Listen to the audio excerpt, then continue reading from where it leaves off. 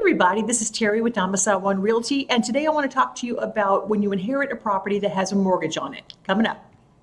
Okay, now first things first, I just want to make sure you understand I'm speaking about this topic from a real estate broker slash agent perspective. It's not a tax advisor, I'm not a probate attorney. You get the idea on that.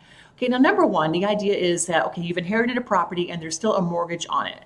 First thing I would say to do is, as quickly as you can, is reach out to the lender and let them know what's happened, because the lender will want to know that whoever is borrowing, who has the note on the property, is deceased. That's number one. The second thing is, how are you taking title? How have you come to inherit this property? Are you the executor on a will? Are you a trustee and maybe the property's held in a trust and you're one of the trustees? Or maybe you're a beneficiary deed, you inherited it that way, like a time of death transfer. Now, two of those are automatic, you have title on it. And that would be the trust scenario and the one where you're actually a time of death transfer. Now, the one where you're an executor is different.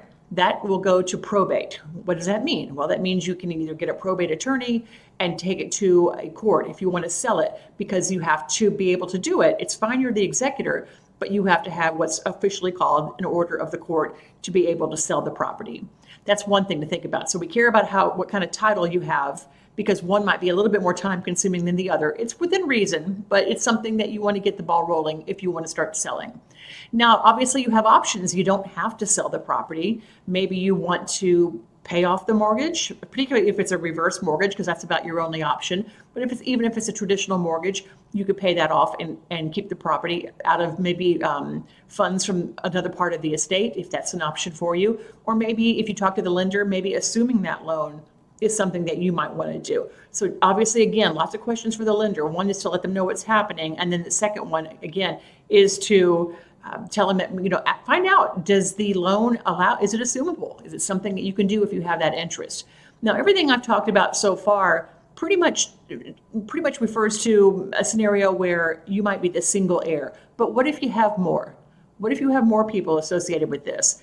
And then maybe somebody wants to assume the mortgage, that's fine, but then there won't be a payout, proceeds paid out from the sale of a house, obviously. So you all have to get together and get kind of clear, get buy-in from everybody on what it is that you want to do with the home. And one last thing, again, I'd say the biggest takeaway is the time factor on this. If you decide to sell it, or you're kicking around the idea of keeping the property or whatever, do try to come to some sort of an agreement if there are other heirs, or a decision point for yourself, particularly if you're going to sell it, because you're facing a little bit of a time issue there too.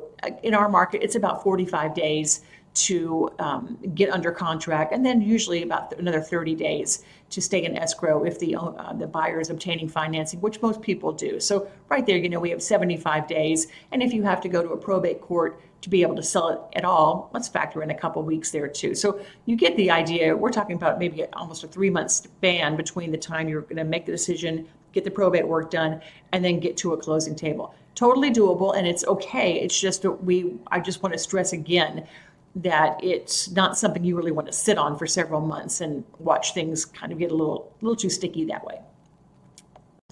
Finally, I'd like to recommend to you that if you find yourself in a situation, no matter what you decide to do with the house, whether someone's going to buy it or inside the family, or you planning on selling it, have a realtor come out there and give you a good price point, give you a range of what they would put the home on the market for, and give you an idea of maybe how long that would take in that particular subdivision. It's very helpful to know what you are dealing with as far as dollars and net proceeds. And another good reason to have that done, you guys, is you can have a little background info on the home's value, because you're going to be getting a lot of cards and letters about people who are going to be wanting to buy that home for cash. And maybe that's the way you want to go, but at least know what a realtor is telling you the valuation on the home is.